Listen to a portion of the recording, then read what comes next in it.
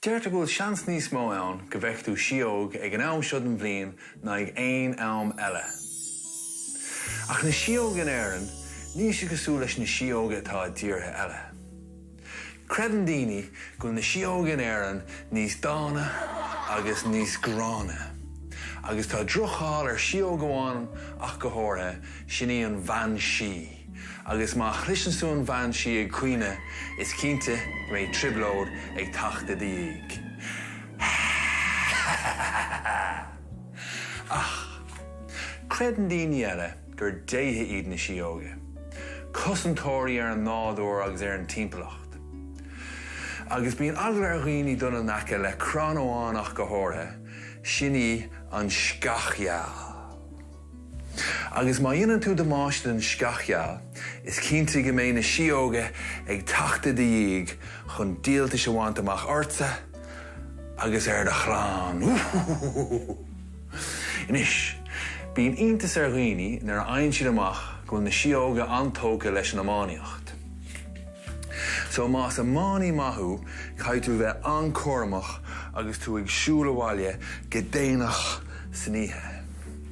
Mar tá seans ann go scopaí na siógathú chun imirt ag le fíochmhar foréigeanach faoin talamh áit bhfuil cónaí orthú. Ach ní raibh cónaí ar na sióga faoin talamh a gcónaí. Deirtear go tháinig na sióga ón túthad é danan a bhí ag geannas in éireann cúpla míle bliain ó shin, go dtí go bhfuair clanna míle an lámh an ucht orthú, agus díobríoch an túthad é danan go dtí an domhan eile faoin talamh. Agus tá neartcéalt ann faoi cúcholann, agus uisín agus níomh cinóir ag taisteal idir an domhan seo agus an domhan eile. Ó hinne le, tá na sióga na cónaí faoin talamh I lisanna atá le feiceáil ar fud na tíre ar bhór cnoc. Agus bíonn agla ar na fearmóirí donna nacaló mar tá an méid sin masa acu ar na sióga. Nís tá áit amháin atá anchailúil agus sin brún na bóine, agus deirtear go raibh aongas óg na cónaí ann. Agus ba aongas óg dia an ghrá agus dia na hóige.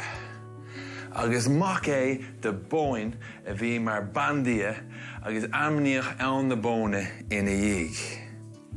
So níis, an í a tháina seo, agus tú mu, agus an doras oscailte go dtí an domhan eile, bí cinnte gan chur isteach ar na sióga.